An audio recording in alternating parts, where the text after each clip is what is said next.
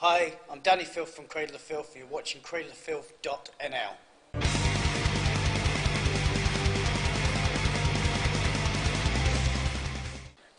Godspeed and the Devil's Thunder is an album based on the prolific medieval aristocratic serial killer, one-time comrade in arms to Joan of Arc, Gilles de Rais. He was one-time Grand Marshal of France, possibly the richest man in Western Europe at the time.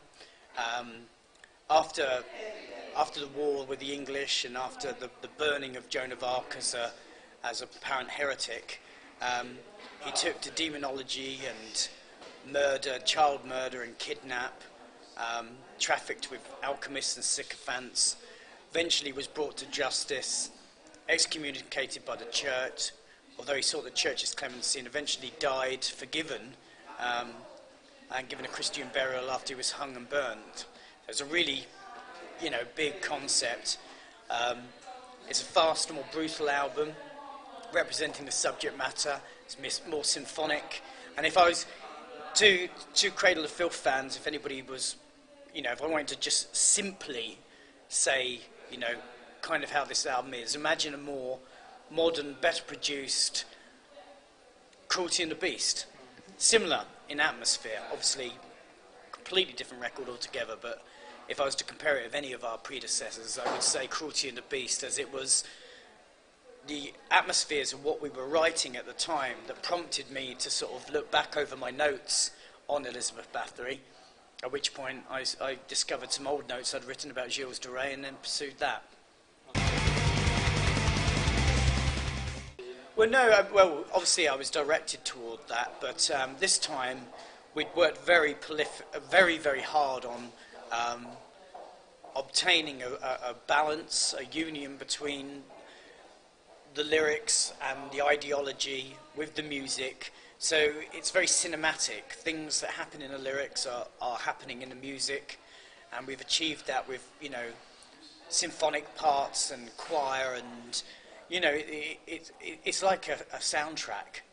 But I think we have to leave that up to people to decide for themselves anyway. That's the intention. Yeah. We recorded it with, whereas we mixed pornography with Andy Sneap, at that time we'd actually planned then to, that we would come back and he would say, yes, I want to produce, I want to mix it, and I want to master it all at my studio. I mean, he's had great bands in there before. He had Megadeth in before then, and Exodus, Testament. So he knew what he wanted to do before we even went in there, so there was a lot of planning. The sound is impeccable. Andy's such a great producer.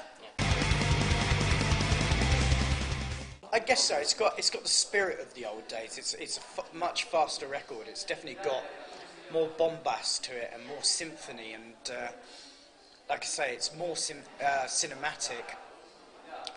And I would definitely say that some of the tracks on here are the fastest we've ever written. Well, it was a natural progression. I can't remember any point where we actually sat down and said, here, check this checklist out. Tick fast drums, ticks, I guess you could say it's because we came off the back of a headline tour in America, and we were fired up and tight as a unit, and we had 6 weeks prior to we all disappeared to, our various different countries and dimensions for Christmas, so we just undertook it, and it could be anything. It could be from the time of year, it was coming close to Christmas, and I said we were very, very tight as a band, full of fire. Maybe it was the addition of, working with our new drummer for the first time he's recorded for us, and he's an amazing percussionist. And the first time we worked as a four-piece, and because our second guitarist and our keyboardist Rosie, they're solely live members. They have their other projects. They have careers in tutoring.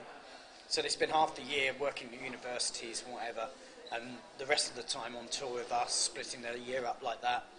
So we brought on board a friend that we've worked with in the past, Mark Newby Robson, whom I call Captain Keyboards, because he used to be a captain in the British Army. And we worked with him in the past. He's actually filled in for us between Lecter and Martin Fowl joining the band back in the day. So yeah, it was an opportunity to explore Paul's writing ability and my writing ability, working with him and working with these other people. Yeah, Luna's on the record. She does some parts that are representative of the children that have been murdered, almost like their spirits that come back to haunt him. Well, we're just putting the finishing touches to the Gospel of Filth, the book that we've been working on for 4 years, and that's like it uses Cradle of Filth as a basis, a springboard, so that each chapter is based around each of our albums, but then explores their themes, and it does this by going through it historically. Like, for example, the chapter Dusk in Her Embrace is about the Gothic aesthetic from architecture through the hell rakes of the 1800s, the Gothic authors of the 1900s, the Gothic revival of the end of the 70s, and it ends up with bands like interviewing bands like Lacuna Coil, Within Temptation, and talking to people like Tim Burton and Johnny Depp and stuff like that.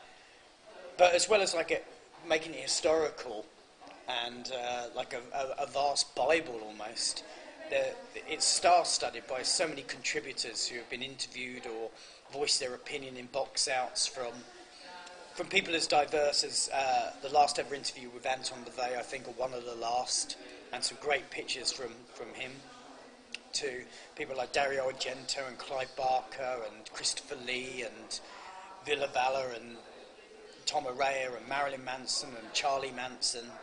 Just, it's a big project, and it's coming into the stores about Easter time, but to coincide with the record, we're having a sort of grimoire release that's strictly limited, with a leather-bound cover, an extra chapter written by me, which is based on the record Live Bait for the Dead, so it discusses everything that's sort of mad and bad on the road, and also it's hand-numbered and signed, and that can only be got at Halloween via our website, which is www.cradleoffilth.com.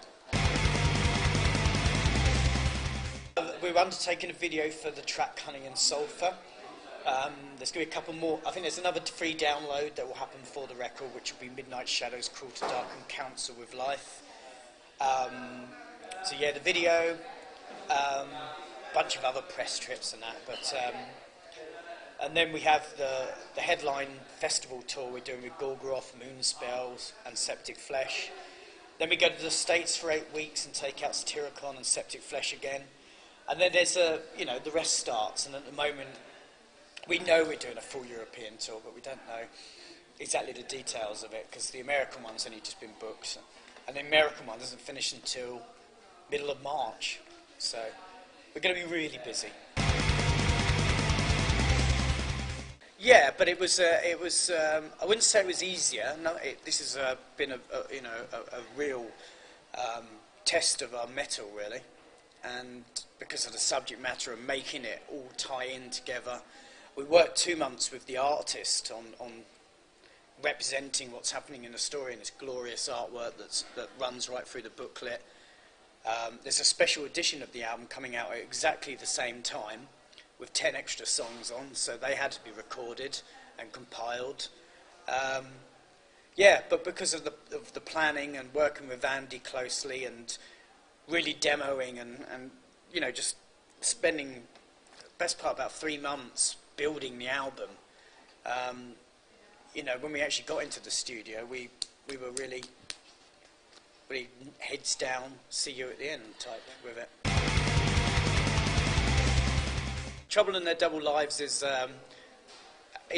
possibly going to happen soon, but we actually took some of the tracks. There's 2 of those tracks on the special edition, and then there's an avenue to actually download further ones later on. I don't know if that's a feature of the special edition, but it probably is, as nowadays people buying albums want your firstborn child as well as everything else.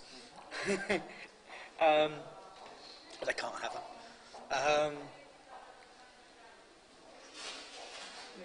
the next possible plan for us, which is a sort of personal thing we want to do, but it, you know, is possibly do a double album that's half revisiting old songs that the fans really love, like tracks from Dusk in Your Embrace and Principle of Evil Made Flesh and Vampire, and also on the other side do a load of covers that we've always wanted to do, like Alice in Hell by Annihilator and Eve of the War from the War of the Worlds soundtrack, and you know, it's really tough stuff.